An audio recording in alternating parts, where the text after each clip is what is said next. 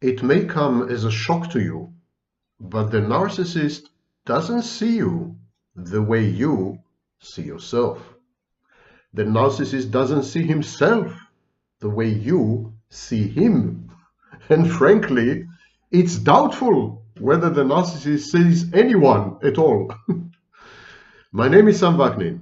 I'm the smiling blue professor of psychology and the author of the inestimable Malignant Self-Love, Narcissism Revisited, the Bible of the field, and the book that coined the phrase narcissistic abuse.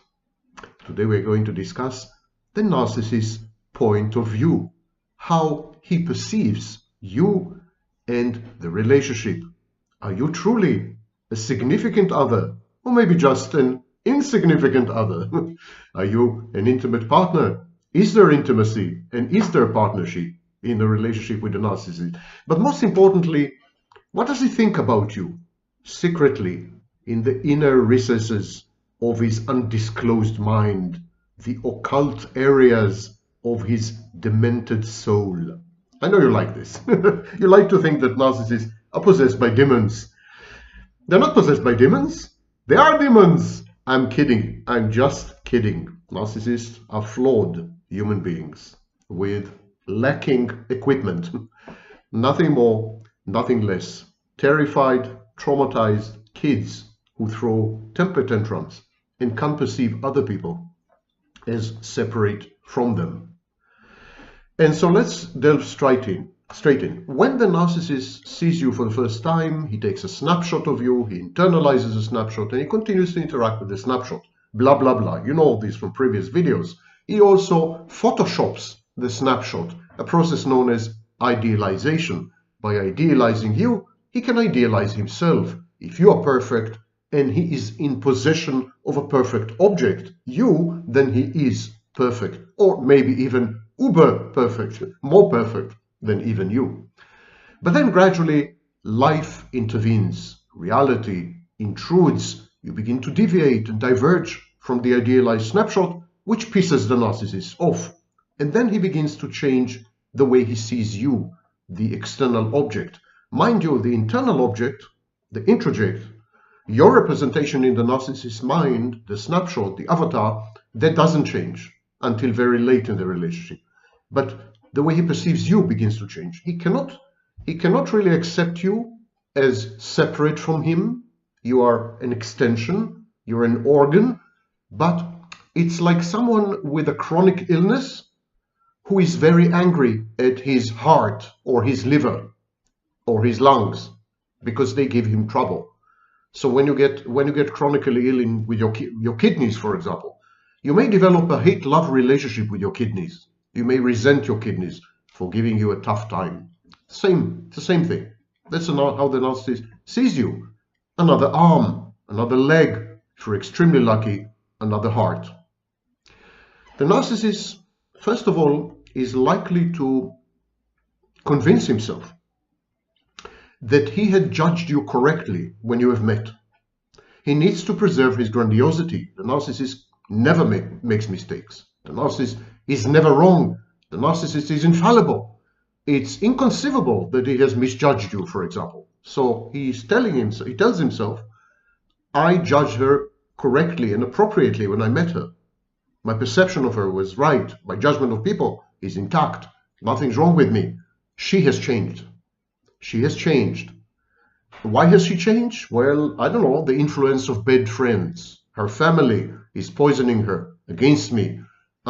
Circumstances. She is mentally ill or she is physically ill. The medication she's taking. Exposure to left-wing radical ideas in college. What have you. Whatever the reason may be, the narcissist convinces himself that you are being transformed, that you're in the process of metamorphosizing into another person. And so the gap between the snapshot and you in reality, the gap between your introject, the internal object that stands in for you in the narcissist's mind, and you, this gap grows not only because of what you are doing. This abyss opens up also because of the internal narrative of the narcissist. And this narrative is about how you are changing for the worse. Narcissists are paranoid. They have persecutory delusions. They regard the world as a hostile place out to get them, as Donald Trump.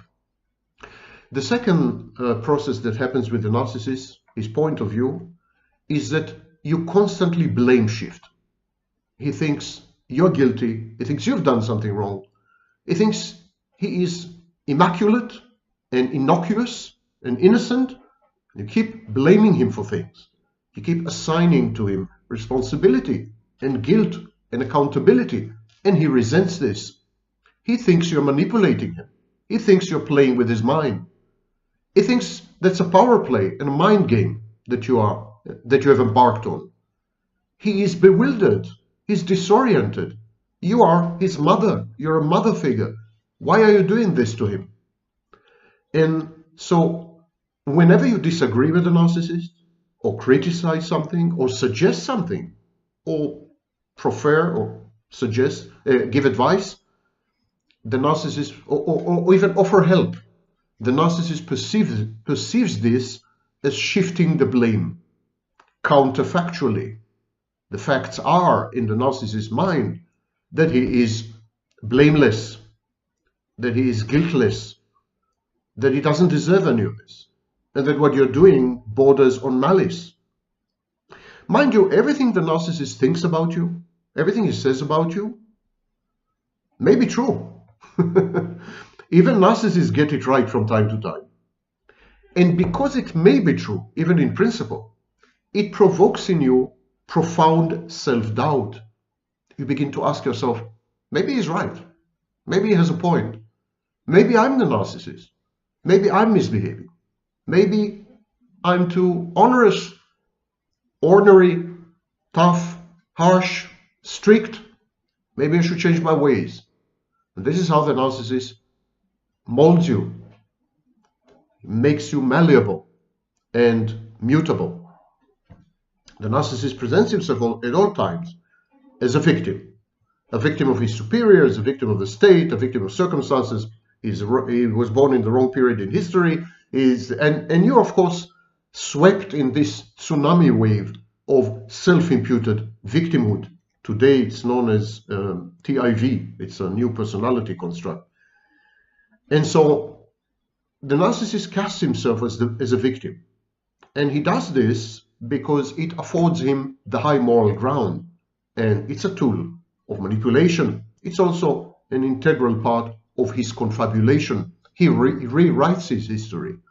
He recomposes his narrative in a way that casts him in a good light, and all others in a bad light. He's the angel, all the others are demons. He has always been right, they have always been wrong. He deserved much more, they got it. He has been discriminated against, underappreciated, and generally mistreated. That's the victim stance. And he sees you as a victimizer. He sees you as an abuser, which makes communication with the narcissist very difficult, because you don't have common ground and you don't have a common language. Even your most innocuous acts, even things you do which are unrelated to the narcissist, are going to be fitted into the victimhood narrative.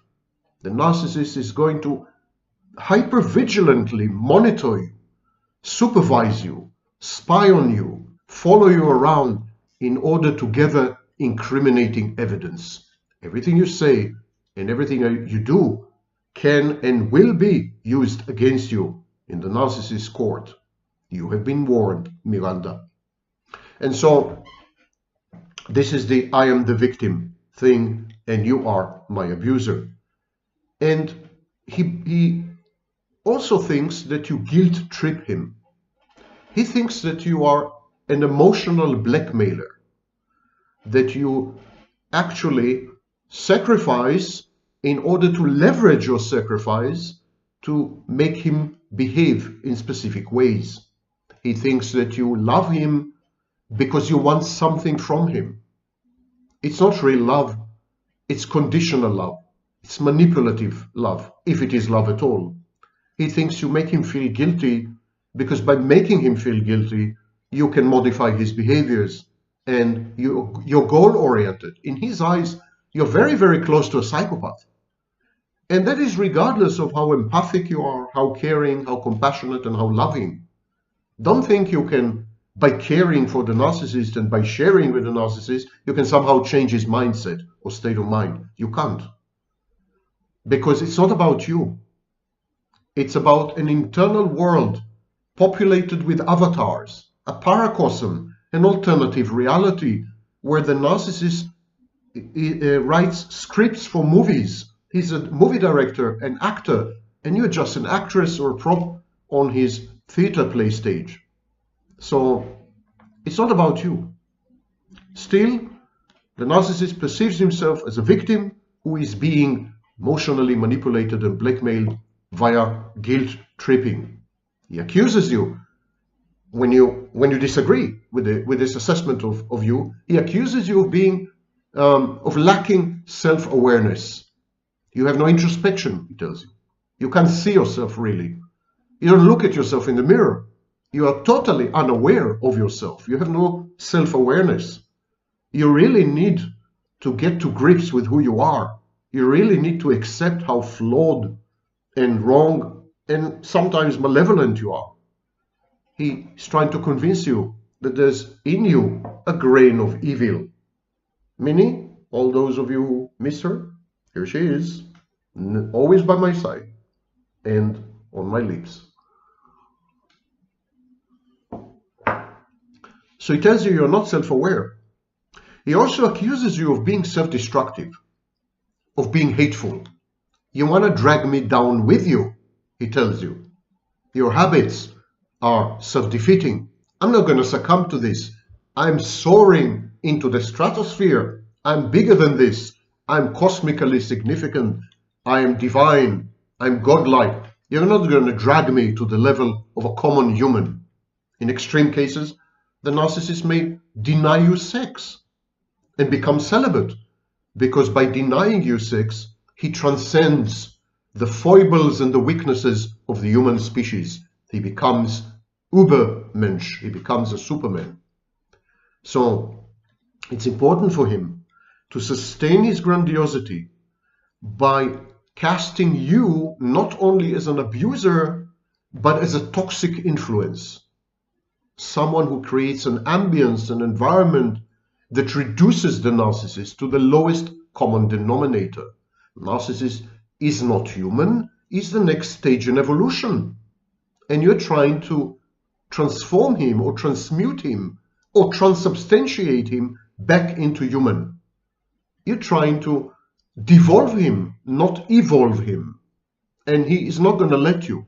He's not going to let you contaminate him and infect him with your low-grade humanity. The fact that you can't appreciate the narcissist's amazing exceptionalism, the fact that you underestimate his rarity, his sui generis, the fact that you can't absorb or worship him as the God that he is, that just proves that you are disloyal. You're disloyal. There is this cult, there's this narrative that you belong to, and you're betraying it. There's a sense of betrayal, a bit traumatic. The narcissist has been betrayed as a child by his mother, and here comes a replay, a reenactment of his early childhood betrayal. Actually, he pushes you to betray him, and then when you look for alternatives, he blames you for it. You're out to get me, he tells you. You're just after my money. You lie to me, you deceive me, and you cheat on me with others. You entrapped me. I could have been much further in my career, in my life. I could have been much more accomplished, but because of you, I'm stuck here. Because of you, I can't self-actualize and realize my potential. You're a bad influence of me. You're a trap. You know, in medieval times, they had this vagina dentata, vagina with teeth. Women were considered to be predators, actually, throughout the majority of human history, not men. Women were considered predators, the Venus trap, yeah? So he has this misogyny, he has this deeply embedded hatred of women. And by the way, everything I'm saying, just flip the genders, flip the gender pronouns, and it still works. So if it's a woman, a female narcissist, a woman narcissist, she hates men. She's a misandrist. So the choice of gender pronouns in this presentation is arbitrary. You can easily flip between the genders. It's equally accurate with men and women, because there are no men and women left today. Women are just men with vaginas. So he accuses you of trapping him. He accuses you of an elaborate scheme to shackle him, imprison him, prevent him from realizing his huge potential and from self-actualizing. It's like Samson and Delilah. You cut his locks, hair locks. You never mean what you say, he tells you. You are very devious. You double speak. It's difficult to tell the truth. I can't really make up what it is that you're after. I don't understand your direction and goals. You are not mysterious. You are more like devious. You're more like cunning. You're more like scheming. Again, this view of you as a psychopath, or a psychopath in the making. He blames you for gaslighting him. He tells you, you are distorting reality and you are impacting my ability to judge reality properly. You create an hallucinatory, nightmarish world where I'm totally disoriented, dislocated, derealized, depersonalized, and amnesiac. It's your effect or your impact on me that makes me lose my reality testing. When I'm with you, I feel totally flat, totally empty, sometimes as if I'm dead or unreal. And so I need to get away from you, because you create this alternative reality for me, and you force me into it. And I know it's a lie. I know it's not true. I know the world is not like this. I know I am not like this. Everything you're telling me about yourself is intended to deconstruct me and reconstruct me in your image. He is projecting, of course. This is projection. That's precisely what he's doing to you. And he says to you, you hate me while I love you self-sacrificially. I do everything for you. I did everything for you. I changed my life for you. You were the center of my world. You were my world. And look how you're treating me now. Why do you hate me, having loved you so? So in his mind, he is casting you as a persecutory object. You're becoming gradually the enemy. Number 1, 2, and 3. He needs you to become the enemy because he needs to discard you, because he needs to separate from his original mother via you, the substitute mother. I've explained this in previous videos. Watch my interview with Richard Grannon about the fantasy lives of narcissists and borderlines. So he is caught in these convoluted dynamics where on the one hand you are the mother figure, and on the other hand he needs to hate you and discard you in order to separate from the mother figure and finally become an adult individual.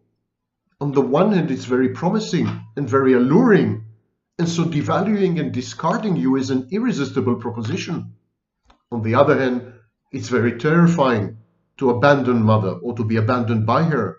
He needs a secure base, a sense of safety, so he keeps coming back and forth, and that is the narcissist approach: avoidance, hot and cold, intermittent reinforcement. Finally, he accuses you of humiliating him, shaming him, especially in front of peers, mortifying him. He begins to truly hate you. He begins to truly hate you and plot revenge in many cases. That is at the stage where you should bail out, because he's no longer with us. He has lost touch with reality. He is immersed in his internal murky dynamics. There's nothing further you can do for him. He is gone. He is gone far away, where you could never reach.